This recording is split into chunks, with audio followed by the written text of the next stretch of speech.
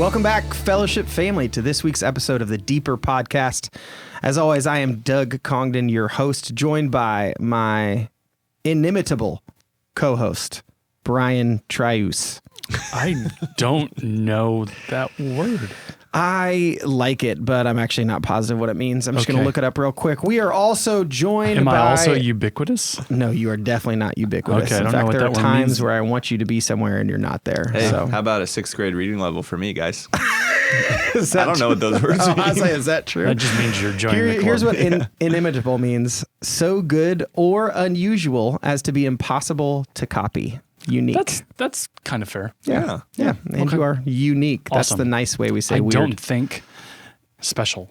That's the word. Special. There Special. you go. Yeah. We're also joined by Liam Weingartner. Hello. Liam holds a variety of roles here. Liam, what do you tell people when they say, what do you do at the church? How do you put it into a bite-sized form? I say my official title is Connections Director. So one of the primary hats I wear is helping people find a place to belong at the church. Nice. And then that also looks like doing that more specifically in men's ministry and giving leadership to that team. And then overseeing our guest services team through Cindy Baumgartner, who runs that team. Nice. So those are kind of the primary hats. So at what point in that too long introduction do you feel like people start to check out? As soon as you say the words Connections Director. Because it's They're so like- vague, they have no idea. Yeah. Yeah, just They try glaze telling over. people you're the pastor of ministries. Yeah. You're like, so every ministry Yeah. So pastor like of when I every get my ministry? hair cut, or we met a guy in the park this week when the kids were playing, and I was like, I work for a church. There you go. That's pretty much it. That's how Okay. you sum it Pretty up much. quickly. So we were at Panera having a meeting with a bunch of guys, and a woman comes up and was like, "Oh, you guys are talking about the Bible. This is great. What do you guys do?" And one of the guys goes, "I'm a shepherd." Oh, man. No, come on. Totally. Come on. And then he no sold it. Like he just kind of left it. And she's like, "Oh, great." And just walked away. It's not Nice. helping be relevant at all. Yeah. But okay, Yeah. whatever. And Good he times. actually shepherded sheep. Yeah, Literally a here's the farmer. twist. Yeah, He actually literally a was farmer. a literal shepherd. Newsflash, he did not. All right, let's get started with our QQOTD. QQOTD. All right, Liam has not been on the podcast, so he didn't know I what we was were like, doing. what the You heck have to was leave that? space for the QQOTD. We have a jingle. We have a Oh, fun. Well, he clearly doesn't listen to the podcast. at all. Wow. Yeah, I was big Jeremy fanboy, and under the new ownership, I am just kidding. Holy cow. Just kidding, everybody. Wow. Team Doug and Brian. See, and we're going to Team leave Doug this and in Brian. because we're an authentic Yeah, we podcast. are. We're real, even when it hurts. Our QQOTD. Tell me about a movie, I'll even allow a TV show, but that has been formative in your life. And that could be, I watched this movie 45 times from the age of 6 to 10, Old Yeller style, or it could be something recent. But give me a movie or TV show that's changed your life. Okay, I need a little bit of help with the word formative. What are you meaning by... I feel like we're spending most of our time in the dictionary so far, and Okay. that's not Yeah. exciting. Like formative as in it's formed you, like either formed the way you think or see the world, or feel, which would be normal, but not you. You don't have feelings, but other people, how they feel about things. I have my answers. Good. Please, get in there. It's twofold. One, I feel like I'm obligated to mention the Lord of the Rings. Okay. I think I have to do that. It's part of my brand now. Under your contract. Yeah. So I'm going, whatever, dude. Lord of the Rings is great. And I have a huge number of people that agree with me. Shout me out in the comments if you love Lord of the Rings. You can email the show. So that one's huge, partly because of just the family connection with my dad, friends over the years. And I just love the hero narrative and just kind of as I became a Christian, the connections into faith as well. But then more recent is Peanut Butter Falcon. I love that was movie. such an interesting. Yes, it is. I Inimitable, told you and that about was it. You have several times, because still haven't it watched it. involves wrestling, Yeah. and you love wrestling, so you have to watch it. Yeah. It is. I should. It's so simple and beautiful, and I just love the picture of people in that movie. So Yeah. those have been that's a recent favorite great and a poll. past favorite. Yeah. Watch Peanut Butter Falcon. Super good. Do you have a good You should go answer now? second. I hadn't thought about it. I would say, I'm sorry, I just come up with the questions. I don't think about how to answer them. Swiss Family Robinson as a kid, we You haven't seen it? No, I don't You even know what haven't that seen is. it? I've seen Swiss Family Thank Robinson. you. Okay, Yes. but it was It's awesome. It's like there's a family that gets stranded. I don't want to like Robinson ruin the family. plot here, but they get stranded on an island, shipwreck kind of thing, and the family has to work together. And there's boys, and they fight. There's sibling rivalry, and they have to like build this basically way to survive on this island, and then fight off pirates who come. And so it's like fun. Sounds awesome. It's a great movie. As boys, we And like it's a ride at loved- Disney. It is Really? a ride at Disney. Yeah, Or an exhibit or something. something. Yeah. Yeah. It's awesome. So we watched that a lot growing up, and now it's one of Harvey's favorite movies too. So I'd say that one has stood the test of time for That's great. like my I'll family. have to check that one out. Yeah, it's fun. Okay, I'm going to take a little spin on it. Yeah. Do my own little thing. Wow, So how inimitable of you. the most passionate I have ever come out of a movie was Braveheart. Oh. I knew you were going to say that. So- I was about to say it for you. I walked out of Braveheart and like In I the theater? wanted to Did you see it in the go theater? fight for Scottish. Yes. Oh, okay. Wanted to like fight for Scottish freedom, right? This is Like why- I just Did this begin your love for like UK over America? No, he hated England. He loves Scotland. Yeah, But- that's true. but Come on, Doug. the Yeah. formative Know your thing, history. the formative thing happened when I did start loving English history and I started reading it. And as I read about the actual William Wallace and how little of an effect he actually had and how much of a footnote he is in history, the forming thing is I don't take those things seriously at all now. Like the whole I learned it something because I watched a movie. It's like, no, go read a book. Yeah. So Which did you ever read Scottish Chiefs? I didn't even know there's a book called Scottish Okay, Chiefs. never mind. That's sad. Wow. But yeah, go read Scottish Chiefs if you really liked Braveheart. It's kind of the backstory. Great. So thank you. Thanks for your vulnerability and honesty. Peanut Butter Falcon, great great. call. So Braveheart, no surprise. We cannot recommend Braveheart, just FYI. Yeah, come on now. Ooh. There's some stuff in there you should not see. I'm going to say you're like 20 for 20 on movies or TV shows that you've talked about from the stage of the podcast and had to immediately follow up with. That's true. I can't recommend Yeah, this. you do that a lot. Brian only watches things. At least I'm that he honest. can't- I don't know. Great. Yeah, that's the one positive. Yeah. Yeah, you're honest about the trash that you watch. I'm- Okay. Inimitable. That's pretty good. Okay, we are in week 6, the final week of our parable series that we're calling Liam. Teach us to live. Oh, wow. He did really great on that. Okay. Boom. And we are ending with the Four most words. famous of all of the parables, the Good Samaritan. We normally have kind of recapped the parable. I don't think we need to do that this week. It's so well known. So we're going to jump kind of right into the discussion questions. Okay. So my favorite part of the run through, and again, we know Joe's going to change some stuff, was the 4 to 5 minutes Joe spent on, I don't know, what do you call it? Hierarchy or Yeah. spectrum, basically, of love and what it looks like for us. So I've written those down so we can review them.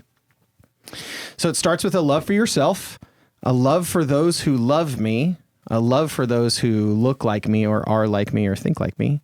And then it switches into kind of, I think, the harder loves. A love for those who are not like me, a love for those who offend me, and a love for those who hate me, being the hardest of all of the loves, I would say.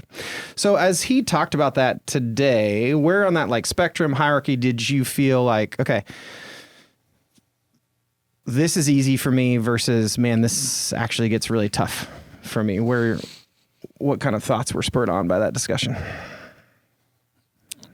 I would say the hardest group on there for me is the ones who have offended me. Oh, okay. Nice. Why? Even more so than the hate me. Like the hate I can kind of understand, especially in our context of people who are just against us. And do you think us, like you're talking Christians in general? Christians Okay. or the church, or like you are against the things I believe in, the things I stand for. I can have compassion on that, especially when I understand that, if the Lord's not involved, why would they act any differently?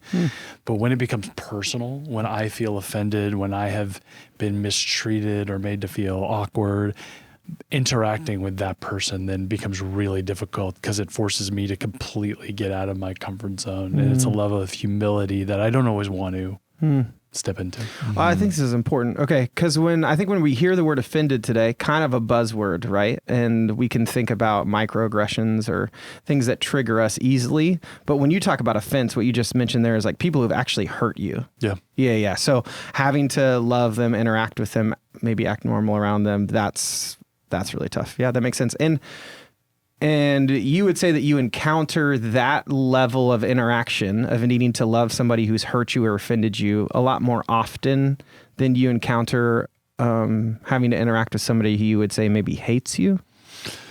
Yeah, I would say that's fair. Okay. And there is, offenses that happen that are just small and trivial. And when the scripture talks about the glory of a man is to overlook an offense, like there's a lot of stuff that's pretty easy to do that, and I can love that person and walk alongside them. But when it's personal, when they kind of look you in the eye and tell you something, like having to come back around and loving that person like the Samaritan loves in the story, like it's rough. Can I? So a follow-up question, because just out of curiosity, as I was chewing on this myself, did you jump over the difficulty of loving people like you or not like you because you don't have a lot of people not like you around you, or like you actually are fine with loving people that aren't like you?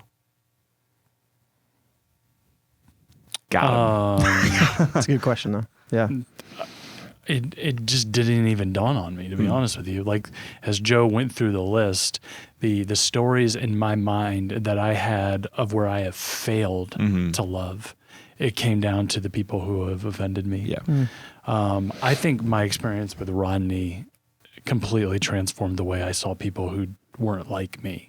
And he put me in just countless situations where I got to see the world through his eyes. And so I wouldn't say I passed that test with flying colors, but like I can understand that a little bit better than when someone has offended me. That's just where my heart stopped, and I went, "Oh man, I'm not good at that." Yeah, because I don't know if you're thinking what I'm thinking, but Brian can get pretty charged up by people who don't think or believe like him, at least lately politically, without saying anything more on that. When you think about what it looks like to love those people who at times you're like eye rolling and like, I can't believe you would say this or think this or something like that. What does love look like in those contexts? If they're at your face telling you stuff and you're like, oh my goodness.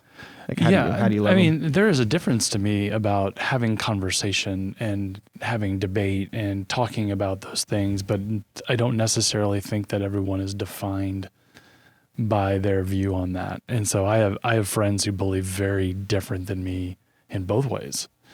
And so I love is the thing we're after here. And I don't think I necessarily have to treat people different because they don't agree or look like me or think like me. I mean, people can frustrate you. Sure. I'm not saying I'm frustrated by people I love dearly, but again, I feel like I'm on trial. But, I know, I like it. But the hardest one as I was going down the list as Joe was speaking was the offended. Yeah. Of what does it look like to be sacrificial and be the first to lay down my rights and say, hey, even though this has happened, I'm still going to care for you and treat you the way you ought to be treated.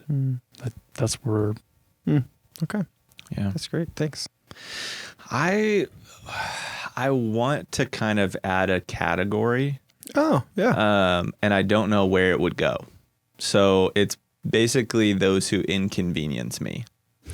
And I don't know if that's that they offend my plans. So maybe it's like they're not like offending me personally.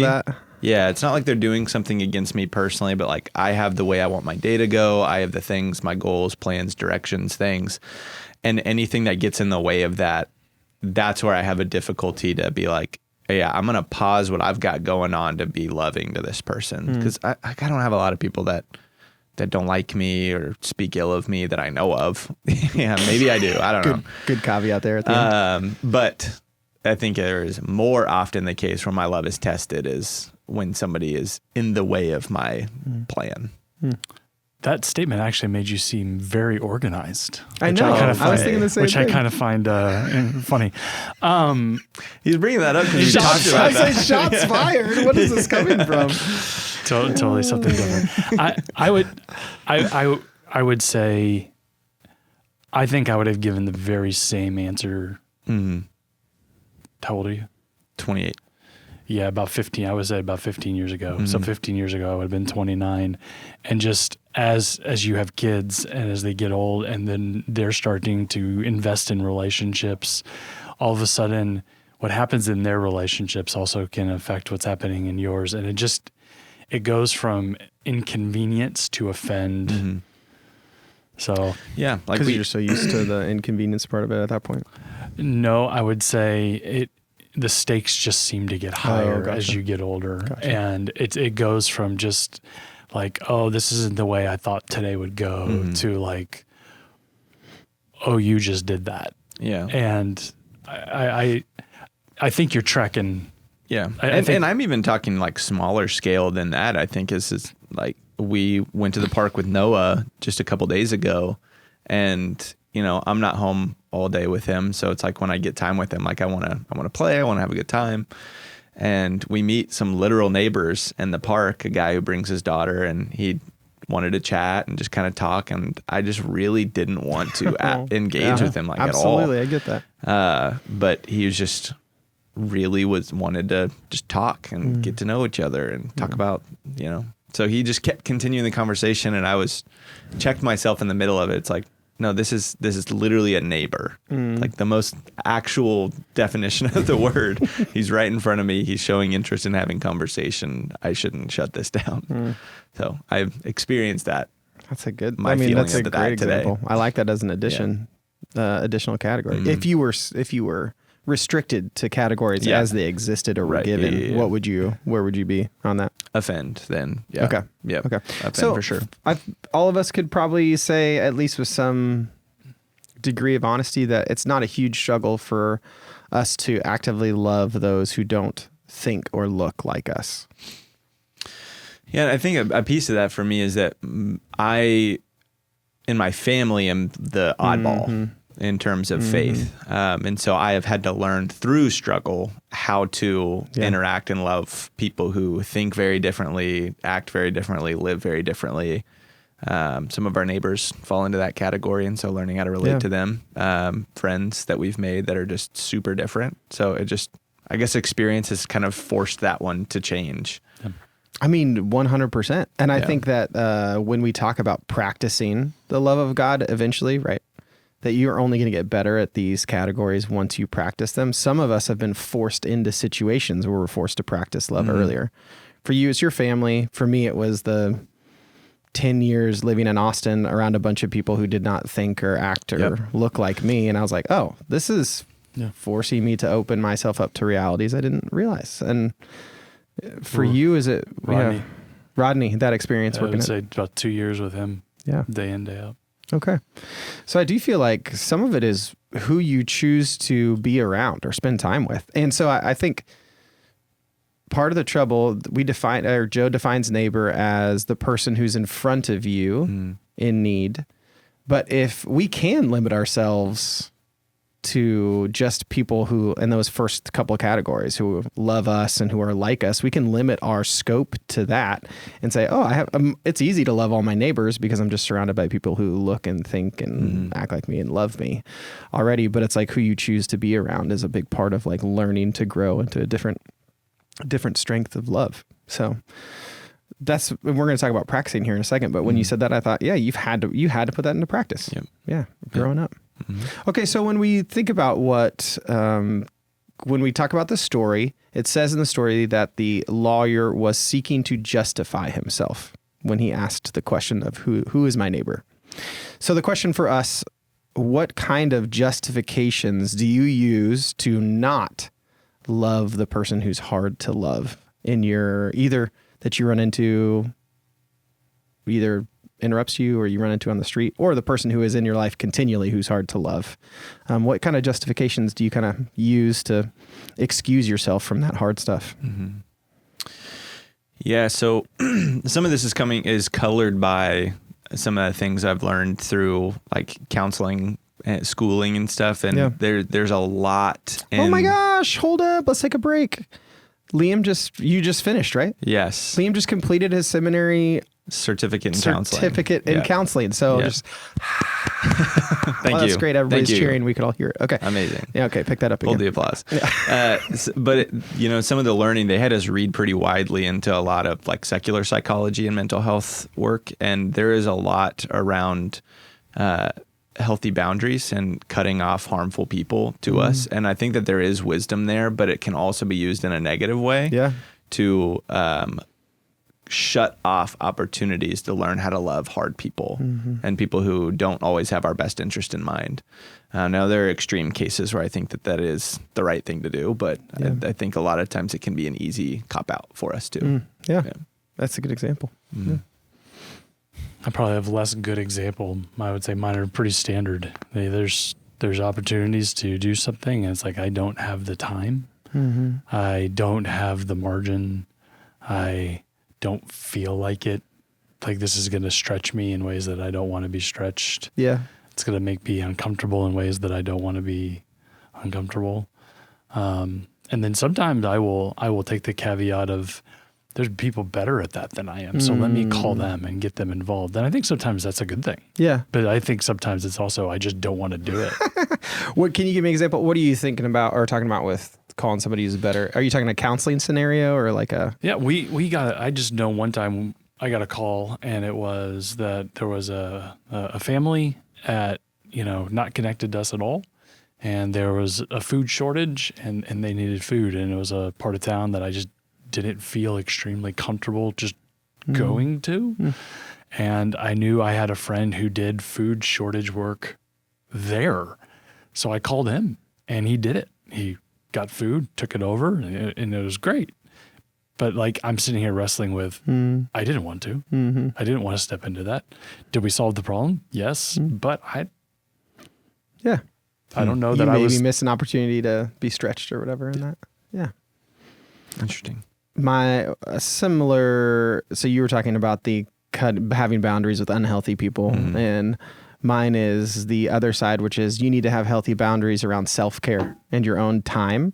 So sometimes it's like, this is my Sabbath or this is my relaxation from work. I do ministry, the 5 or 6 other days a week. I don't also need to do ministry on this day. And there's a part of that, right? Where you're like, this is healthy. You need to draw some boundaries around Sabbath. And there's other times, for instance, yesterday, my wife has gotten involved at Bread Basket, which is Mary Tyler's kind of like food ministry.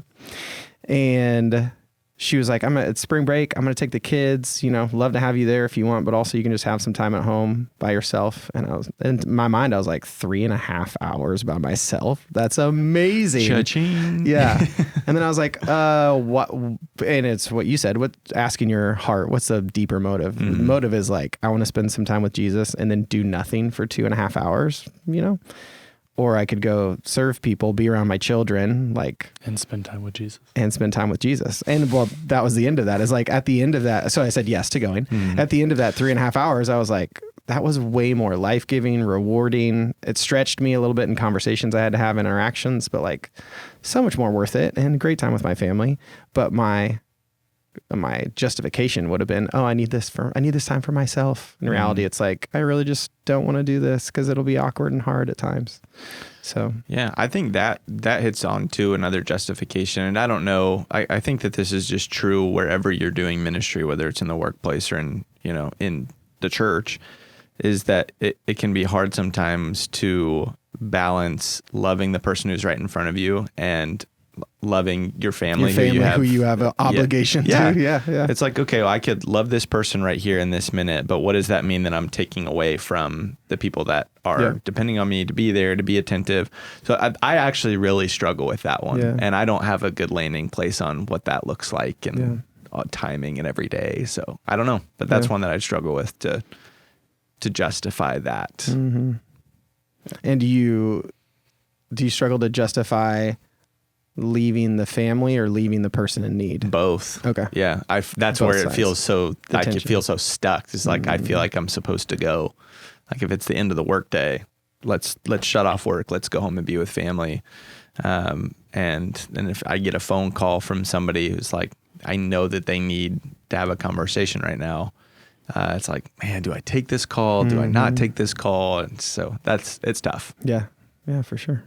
And sometimes I have, and sometimes I haven't. Any qualifiers about, I know the situation that Joe might use again is like the money, giving money to a homeless person or to somebody who is asking for gas money or a bus ticket or something like that based on how they're going to use it. Do you guys have a similar qualm? If somebody comes up and asks you for money, what's your normal reaction in that moment? You go, Brian. So I've been challenged in this through one of the courses we had at seminary. I don't know if you had the same experience with Dr. Hendricks when he told this, but he was walking with his son in Chicago. Oh, yeah. And a person asked him for money, and his son opened up his wallet and gave him $20. And Dr. Hendricks was just like, "What are you doing? This guy's going to use this on alcohol and other stuff. Like, you just aided and embedded him in his ability to not take care of himself." And his son looked at him and said, "If that alcohol will give him a good night's sleep tonight, then maybe I've given him like the blessing that he needed or something." And it just was a different spin on what someone who is really struggling is trying to accomplish. And my answer basically would be like, deep down, you have to know what in your heart is like the right decision. And if someone pulls out a sandwich and hands someone who's almost a sandwich, but their heart is genuinely, I want to provide, I don't feel comfortable giving money, but I can give this, and they give it. Like, I think that's amazing. And if someone feels completely justified in their spirit giving a $5 bill, not knowing what the thing is, the responsibility for what that person does with it is on them. Yeah. And so it is our heart to give, to meet needs. And I'm not going to be judgmental of the method they choose to do. So, Yeah. So I find myself conflicted because I read Jesus in the Sermon on the Mount talking about, if somebody asks for the shirt off your back, give them your cloak too, basically. If somebody says, "Go a mile with me," go another. And that sounds like he's saying, like, give more and above than what is even requested of you. And so I have waffled back and forth in major ways on that when people have asked for it. If somebody approaches me asking for something, I tend to do it and to give it to them, fill up their tank, give them some money. To be honest with you, it's harder now because I don't know how many people really carry cash. Yeah. So it's not really a thing. So it's easier for me if somebody happens to walk up to me, if I'm ordering food, it's like, we'll get you food. We'll eat too. But gas is another easier one. Gas is easier for sure. So I don't carry cash. So that one's a tough one for me to actually be generous with. Yeah. So maybe I should carry cash. I don't know. I'll tell you what you shouldn't do. What's that? You shouldn't do what High School Brian did. Oh. And High School Brian would roll down his window when someone was on the street and would say, "Jesus loves you." And just keep and driving. then put the window up and think he had done something. So that one doesn't work. And then read 1 John. Yeah. Okay. That's good to know. I think we all go through different stages, and that it wavers with our own personal conviction or what the Spirit is kind of moving in us. So we had a situation a couple years ago in the atrium where someone came in and the security safety team, they were not happy, and they funneled him to me, and the guy's like, "I just need some gas." And something about the situation didn't feel right, but I just felt compelled in my spirit to get him gas. And so got in my car and went to the gas station and filled his car up with gas. And then as we were getting ready to say goodbye, he pulls in his car and he pulls out something that I think is a knife. Oh, gosh. And turns toward me, and everything in my gut was like, ah. And he was showing me the tool he used to shave something off the wire. He was trying to rewire his car. And then I felt just deeply convicted for how judgmental and afraid that I can often be. So I do want people to know that they need to be safe and they need to operate with some level of wisdom. But sometimes we have to put ourselves out there. Yeah. Okay. So as you look at the loving your neighbor stuff, that's hard for us to do. So whether that's the people who offend you, people who hate you, Joe's going to end the sermon by talking about practicing the love. And so he uses these phrases, or at least he didn't run through, Transform your eyes from seeing problems to seeing people. Transforms my heart from conflicted to compassionate. Transforms my feet from walking away to drawing near. So those are just to get your brain working. But what are some helpful things if people are out there wanting to discuss with community groups or take a next step in kind of learning to love in a bigger way? What are some things that have helped you? This is kind of a longer term one, but it's something that I think begins with just listening better. It's something that I've realized as I've done more counseling with people in the church, that people who I might have had snap judgments on appearances or personalities previously, and then I sit down and I get to know their stories. I love them, even though we're vastly different and our interests might be different, or the way that we approach problems, or they might do things that I'm like, oh man, that is really hard. I just find myself more able to love them the more I know about them, because I can see the image of God more clearly in their stories. So I think, listen, ask good questions. When you can do that, they will become people to you and not just problems. Nice. So that's a big one. That's great. There's always a why. For all the behaviors you see, for all the things that people allow or permit, there's always something that is going on, that has happened in their life. There's more to the story. And when we are more curious about what's going on with them and why, and getting to know them, we can appreciate more what we are experiencing. So that's a great point. And say the 3 again. Yeah. Just for our from seeing problems to seeing people, from conflicted hearts to compassionate hearts, from walking away from people to drawing near to people. Yeah. So it just made me think of another practice too. And it is like we have to live an interruptible life. And that's something that I feel like we've talked about in several different episodes. This is probably more so for me because my issue is loving people who interrupt me, that I need to have enough margin and space so that I am more naturally willing to do that. Because if I can clog everything up, it's like, I want to do this, I'm going to do this and this and this, and I have no space for the person who comes along. Does that mean creating actual margin between stuff, or does it mean holding everything you do loosely enough that if it gets canceled or messed up, you don't care? I think both. Really? Yeah, I think both. I mean, if I overprogram my life to the point of I never have a night off, I never have a day off or whatever, why would I ever have time to invite that friend over who's struggling for, a night to hang out and catch up and just talk? That wouldn't really happen. Yeah. It's tough to do both those things with the amount of things we want to get done, because I could maybe do one or the other. Like, I'm going to leave a couple nights open, but if I leave a couple nights open and then I get interrupted during the day as well, then I'm like, there's stuff I'm not getting done, and it's starting to build and make me anxious. But I mean, I love the picture. I'm just not good at it. And some stuff just doesn't get done. Yeah. Yeah. Like your job. With my supervisor sitting next to me. Yeah, sometimes. It's okay. He already did my annual review, so I can do whatever I want. Hey, you're good for another 12 months. I think Amy talked about... Still have to do yours. Shoot.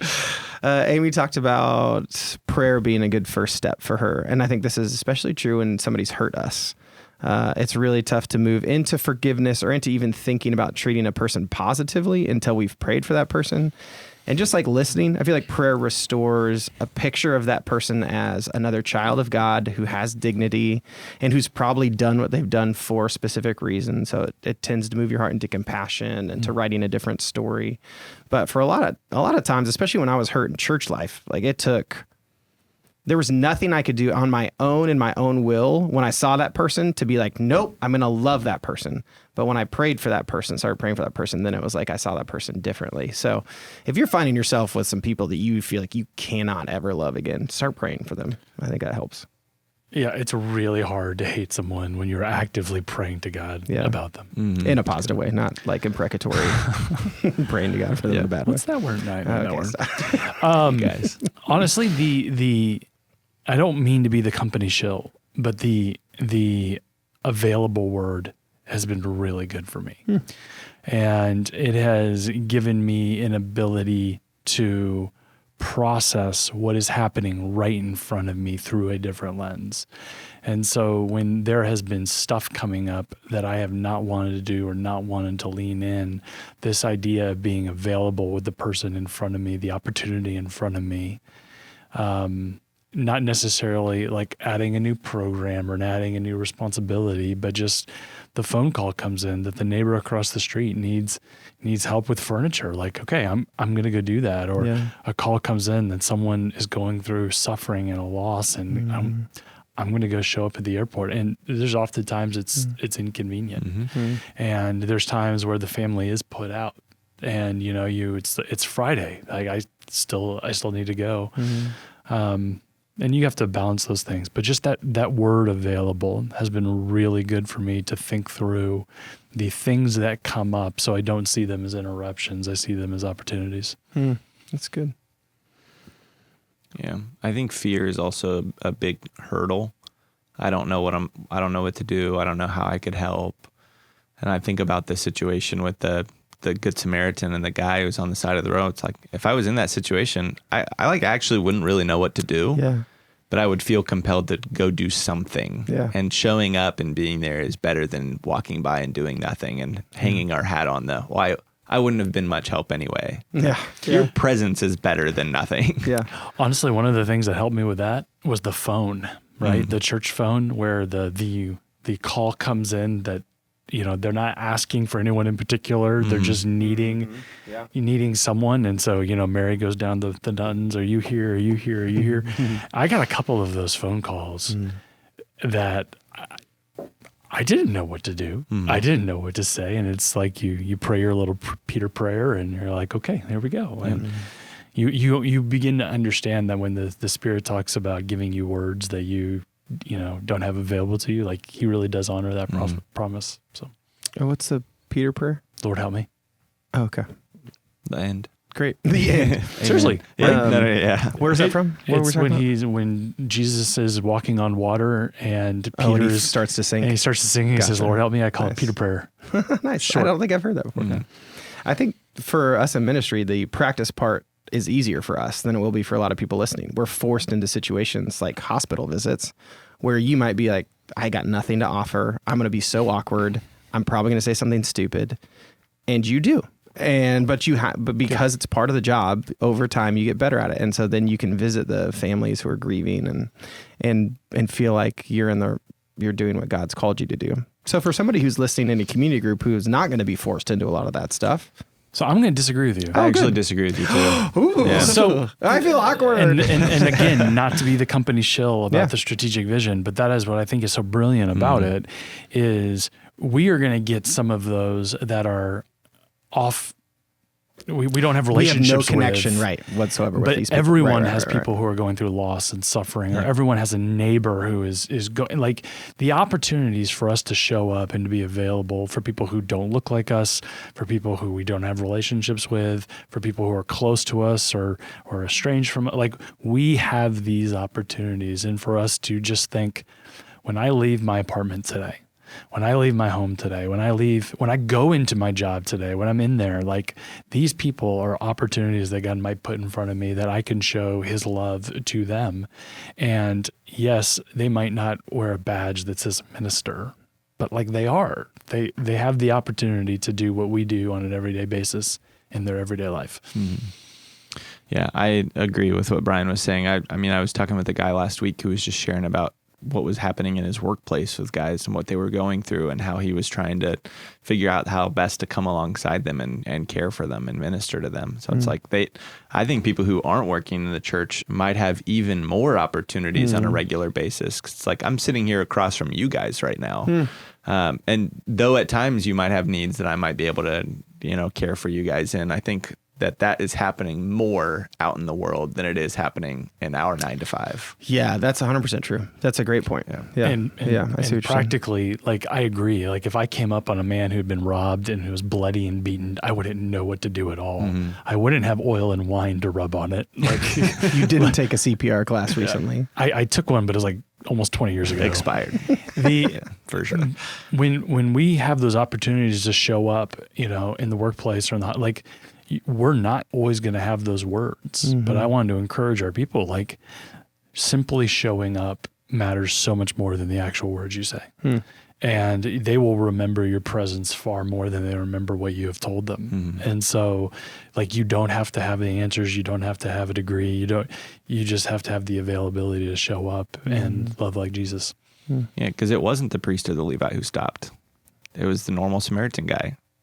I mean, and he had it within his power to take care of those needs and to provide abundantly for the guy who was injured. And I think that there might be an expectation like, oh, the church will just handle this. If something comes up, I'll call the church and they can take care of it. And while, yes, we want to help our people, I think at the same time, we're wanting to see more of that happen at the hands of our people and in their hands. And I think we see that. So I've been encouraged by that. I think the group should be encouraged by that too. Great. Okay. Thanks. Rightly chastised. You're 100% right.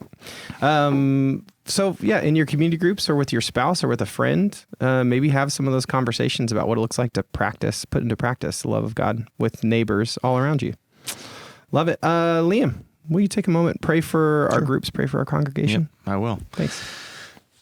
Father in heaven, we are so honored to be counted among your people, that you have brought us into your family. You have changed our story.